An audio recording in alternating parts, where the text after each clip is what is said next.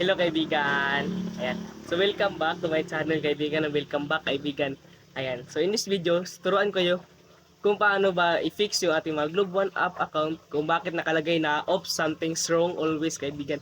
So may nagtanong kasi sa akin na bakit daw off something's wrong palagi yung mga Globe One account nila kaibigan. So in this videos, gagawa natin yung solusyon. So try natin kaibigan if mag-works ba. Ayan. So try na natin kaibigan itong methods na to kaibigan. Ayan. Ayan, at kung gusto mo to kaibigan at interested ka, I don't skip this video until the end kaibigan para malaman niyo po kung paano ba i-fix yung ating mga Globe One account kaibigan. Ayan. So napakadali lang talaga kaibigan. Ayan. So ito na kaibigan, don't skip this video until the end. Kaya panoorin niyo to kaibigan. So ito na kaibigan, simulan ko ng tutorial kaibigan, hindi ko na papatagalin. Ayan, so ito na kaibigan. Ayan kaibigan. So dito po kaibigan. Ayan. So kung meron kayong Globe One app kaibigan na something's wrong po yung nakalagay kaibigan or hindi tayo mag-create ng account or hindi natin ma-open kaibigan. So dito kaibigan, ito kasi yung mostly nangyayari kaibigan. Sa akin ngayon kaibigan, ito po nangyayari kaya i-solve po natin yan kaibigan ng walang kahirap-hirap. So dito po, install lang po muna tayo ng Globe One app at pagkatapos po, ayan, tap lang po natin at andito na po yung Globe One app. So tap lang po natin to kaibigan. Long press po natin kaibigan, long press.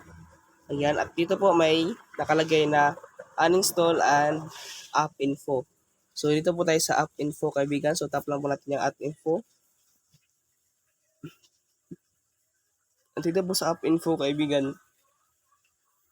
Ayan. So dito po wala po tayong ibang pupuntahan kaibigan kundi dito lang po sa ating mga storage catch and catch kaibigan. So sa iba is storage lang po yan.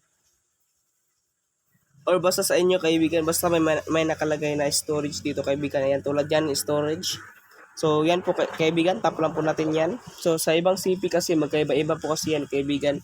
So hanapin nyo lang po sa inyo, basta sa app information lang po kayo pumunta kaibigan. Ayan, so dito po kaibigan. Dito po, ang gagawin na po natin is, una po natin itatap is yung clear hatch. Yan, yung clear hatch kaibigan. At pangalawa yung clear storage. Ayan, so try natin kaibigan. Ayan. At clear storage naman. Ayan. So dito okay lang po natin yan. So information lang po yan na permanently deleted po yung ating apps ng ating mga kaso. So lahat po mawawala po dyan kaibigan. Kaya try lang po natin kaibigan para po siyang reset. Sa cellphone pa natin kaibigan para siyang isang reset. Ayan. Tap natin itong okay. Ayan. Ayan. So antayin na po natin. So ayan na kaibigan. Okay na po siya. Ayan.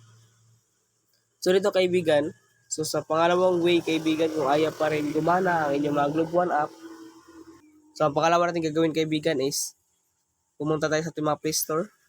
So ayan kaibigan.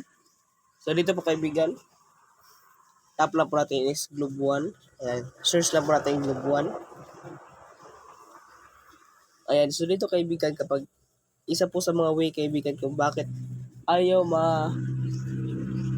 open yung ating mga Globe One account or ayaw tayo mag-create na account is dito po kaibigan. Dito po is mayroon po nakalagay dito na update. So it means hindi po updated yung ating Globe One account.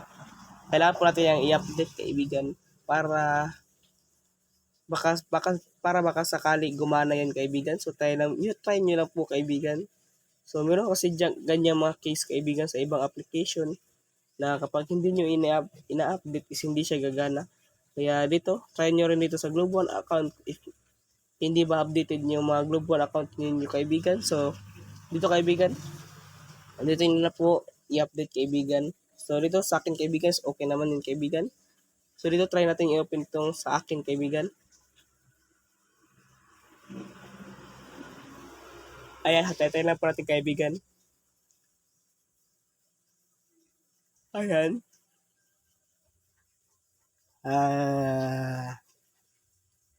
Ayan kaibigan, so login lang po tayo kaibigan. Pero kung wala kayong account kaibigan, meron akong isang video dyan sa baba kaibigan about sa Globe tutorial kaibigan or SIM tutorial kaibigan. So panoorin niyo po dun kaibigan. So doon po nakalagay kung paano mag-create ng account sa Globe One app na step by step tutorial yun kaibigan. Kaya panoorin nyo lang po kaibigan, hanapin nyo po dun sa baba. Yan, so dito kaibigan, login lang po tayo. Ayan, so ito ang aking kaibigan, okay naman po siya kaibigan, wala po nangyari kaibigan. Yan. So sa inyo kaibigan, try nyo na kaibigan. Ayan, so ano pang hinihintay nyo kaibigan? So dito kaibigan, ganito lang po kaibigan yung ginagawa ko kaibigan sa aking Globe One account kaibigan, kaya sinishare ko po sa inyo kaibigan. Ayan. So thank you po sa panonood kaibigan. And maraming salamat po. Thank you po talaga kaibigan. And sana natulungan ko kayo kaibigan. At kung natulungan ko kayo kaibigan, ay don't forget to like and subscribe para malaman ko po kung sino po yung mga natulungan ko dito sa video natin ngayon kaibigan. So thank you po kaibigan. And God bless. Ayan, so this is the end of our video kaibigan. So I hope nagustuhan niyo to at nakatulong to sa inyong video na to kaibigan.